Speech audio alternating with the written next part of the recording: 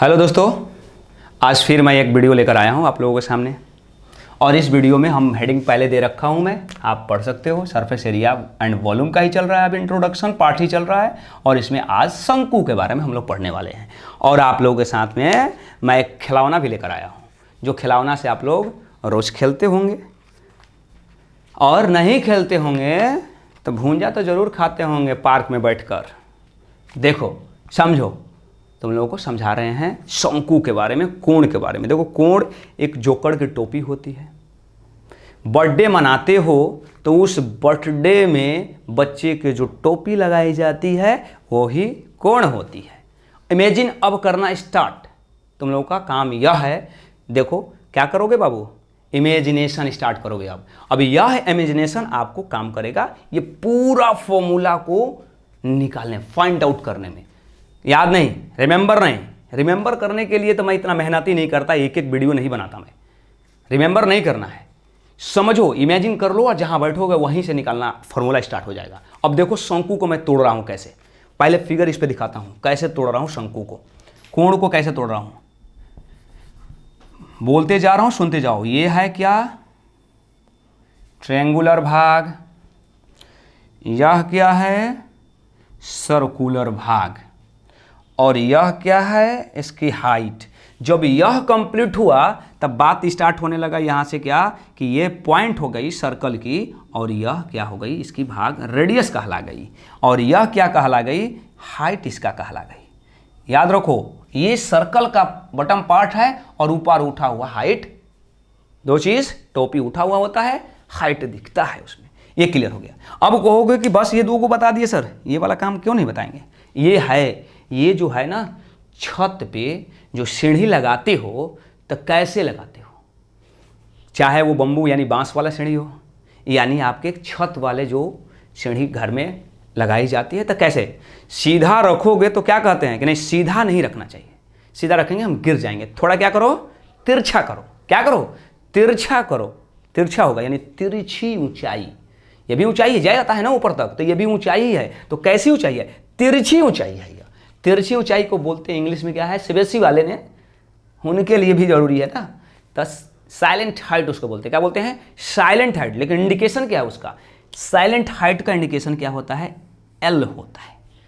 Silent height का indication L होता है। तो ये हमारा क्या हुआ, एक शंकु कंप्लीट। और जब यह शंकु कंप्लीट हुआ तब अब तोड़ना स्टार्ट। क्या तोड़ना स्टार्ट, यानी कि फॉर्मूला निकालना स्टार्ट। फॉर्मूला निकालने के लिए एक बात पहले से आप लोगों को पता है कि एक बॉटम पार्ट इसका सर्कल है, तो सर्कुलर पार्ट का एरिया क्या होता है, एगो सतह, एगो सरफेस का एरिया क्या हुआ, पाई आर स्क्वायर। बात खत्म। एक पार्ट का एरिया क्या हुआ, पाई आर स्क्वायर हुआ। और यह क्या है, सर्कुलर भाग का एरिया है। हो गया क्लियर। दूसरा बात यह करेंगे कि यह जो कैप बनती है, तो कैप जब बनेगी तो इसके अंदर जब बॉक्स का काम करेंगे तो वॉल्यूम की काम करेगी। लेकिन ये भाग जो है एक कर्व में भी है, यानी कि क्या है, टेढ़ा मेढ़ा पार्ट है। कर्व का मतलब वक्र, वक्र का मतलब होता है टेढ़ा मेढ़ा भाग, तब भाग है। इसका भी तो निकलना चाहिए, तो निकालो ना। तो निकलेगा कैसे, तो यह जो कैप जब हम उसको चपटा करके से बनाएंगे ना, ऐसे करेंगे, तब यह शंकु की कर्व पार्ट दिखेगी। क्योंकि हाइट को तो क्या करना, वहाँ से साइलेंट को ही रखना है ना, कैसे होता है, और वो हटा देना है। तो ये भाग जब गोल सर्कल से चपटा हुआ तो आधा सर्कल हुआ। तो हमने क्या कहा, इसकी परिधि होती है, घेरा की लंबाई होती है, यानी कि पेरीमीटर होती है। पेरीमीटर भाग है कर्व वाले भाग, यानी पेरीमीटर। तो हाफ सर्कल का पेरीमीटर क्या होता है, पाई आर। सिर्फ हाफ सर्कल यानी आधा वृत्त का परिमाप क्या होता है, हाफ सर्कल का पेरीमीटर क्या होता है। ये पेरीमीटर आप जानते हो अच्छे से, ये बताने की जरूरत नहीं होनी चाहिए, क्योंकि मैं पहले ही बता चुका हूं। अगर नहीं जानते हो तो शॉर्ट एक देख लो। ये देखो, ये सर्कल है का हाफ है, सर्कल का हाफ है। तो ये देखो, ये पूरा एक पाई का वैल्यू, यानी कि यह 180 डिग्री इक्वल टू होता है। और इसके साथ रेडियस आधा कंप्लीट करता है। यहाँ पे पूरा सर्कल होगा तो 2 रेडियस कंप्लीट करेगा, आधा सर्कल होगा तो 1 रेडियस कंप्लीट करेगा। यानी कि अगर इधर सर्कल दूसरा का बनता था, अलग हो जाता। अब मैंने क्या कहा कि जितने सतह है ना उसका मल्टीप्लाई करो तो वो एरिया निकल कर आता है किसी चीज़ का, जितने डायमेंशन उसको मल्टीप्लाई करो, यानी कि पाई आर मल्टीप्लाई कर दिया तो हाफ का पाई आर। इसी तरीके से दूसरा का लिखेंगे तो फिर पाई आर, यानी कि टोटल क्या हो जाता है 2 पाई आर। अब बताओ 2 पाई आर क्या होता है? Total perimeter of circle.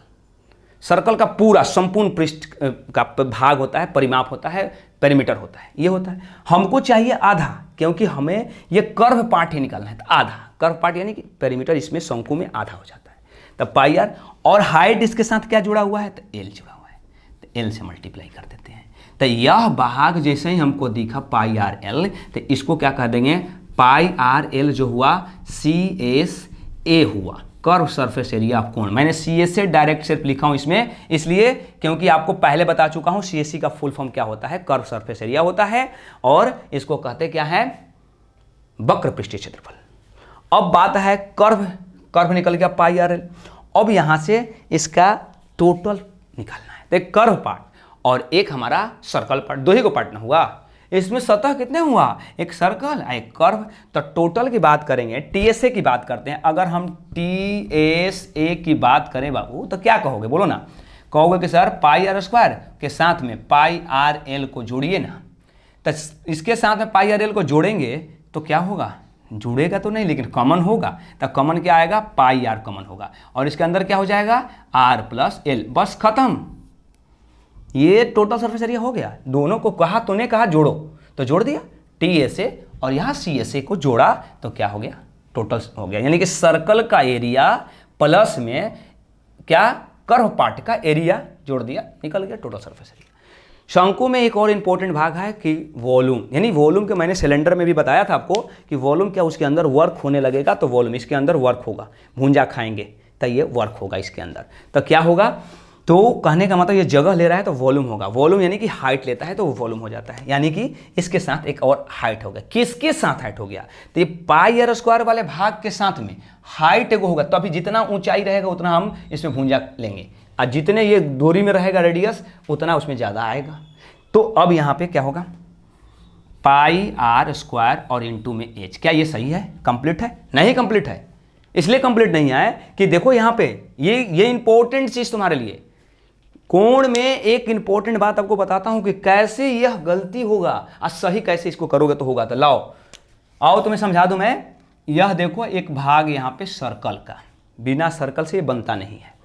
खुद से मैं कहा कि जब बैठो तो इमेजिनेशन स्टार्ट करो, जब तक इमेजिन नहीं करोगे तब तक यह कुछ समझ में नहीं आए।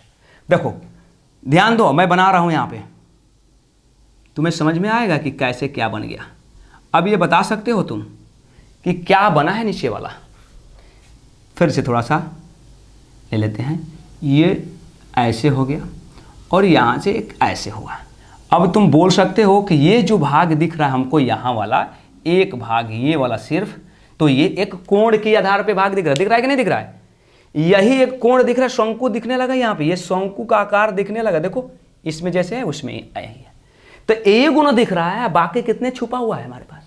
1 2 3 को छुपा होता है। ये भी तो इसका एक इंपॉर्टेंट रोल है इसमें, तो इंपॉर्टेंट रोल है, तो यहाँ पे इंपॉर्टेंट रोल का इसके साथ मल्टीप्लाई कराओ, क्योंकि कहा है कि जितने इसमें डायमेंशन है सबको मल्टीप्लाई करो, तो करोगे तो वॉल्यूम निकलेगा। वॉल्यूम निकालने का ये प्रोसेस होती है कि एक भाग हमको दिखता है, 3 भाग हमको नहीं दिख रहा है, तो 3 नीचे और 1 भाग ऊपर करके टोटल, यानी कि सर्कल का टोटल भाग 4 गो, 3 1 4। ये निकालने के मतलब है कि वॉल्यूम यहाँ से निकलेगा। क्या निकलेगा? वॉल्यूम निकलेगा। सारा बात पीछे मैं समझा चुका हूँ। वॉल्यूम ऑफ कोण हो गया, यह टोटल सरफेस एरिया हो गया, और curve surface area pi R L होता है। एक चीज़ और इसमें समझना है, अगर मान लो कोई बच्चा यह कह सकता है कि सर हमारे पास गिवन है, गिवन दिया हुआ है आर और एच, ये दिया हुआ है, यह आर और एच दिया हुआ है, तो यह आर और एच दिया है और हमको कह रहा है कि सी एस ए फाइंड करो, सी एस ए निकालो। तो सी एस ए के लिए शर्त होता है क्या? पाई आर एल होता है। सी एस ए के लिए पाई आर एल होता है, तो एल कहाँ से आएगा? तो एल आएगा, इसके लिए ध्यान में रखो। अब एल कहाँ से आएगा? एक बार इमेजिन मैंने कहा था, नाम रखो ए ओ और बी, यहाँ पे इसको मैं निकाल रहा हूँ, यहाँ से उठाना, जैसे मैं लिखा हूँ उठा लो, पाई आर ए ओ बी को उठा लो।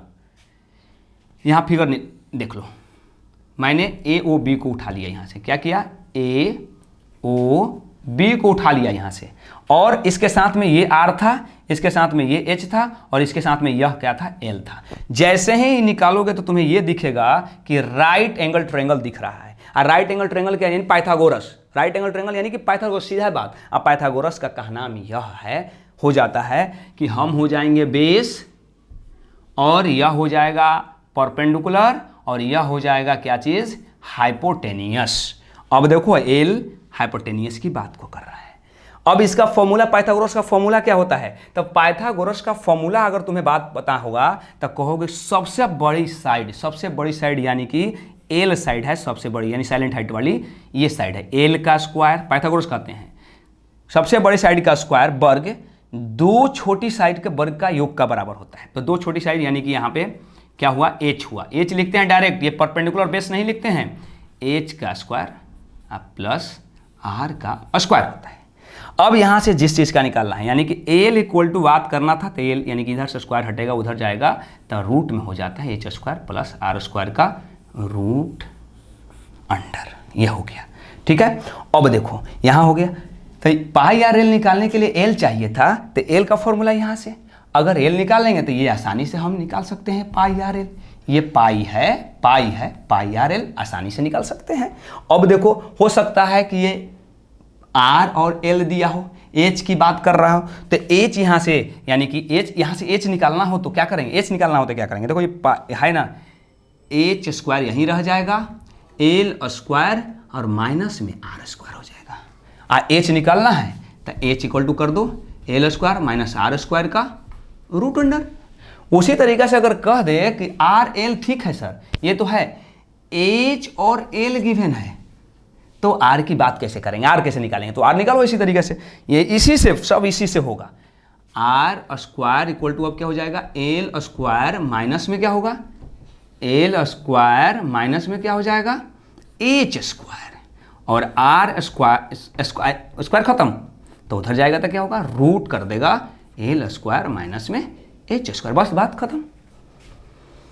It is complete. आपका ये पूरा शंकु का पाठ खत्म। और इसमें इसी से रिलेटेड होता है फर्स्ट टर्म को आपका होमवर्क, फर्स्ट टर्म में से जो आता है उसको बना कर लाओ और हमको बताओ। और लाइक शेयर सब्सक्राइब में कमी मत करो भाई मेरे दोस्त, इसमें कंजूसी क्यों, इसको करो। और जितना लाइक शेयर सब्सक्राइब करोगे लोग, जितना मुझे एनर्जी आएगी और उस एनर्जी से और कुछ निकाल कर लाएंगे आपको अलग अलग तरीके से बहुत सारा वीडियो। ओके।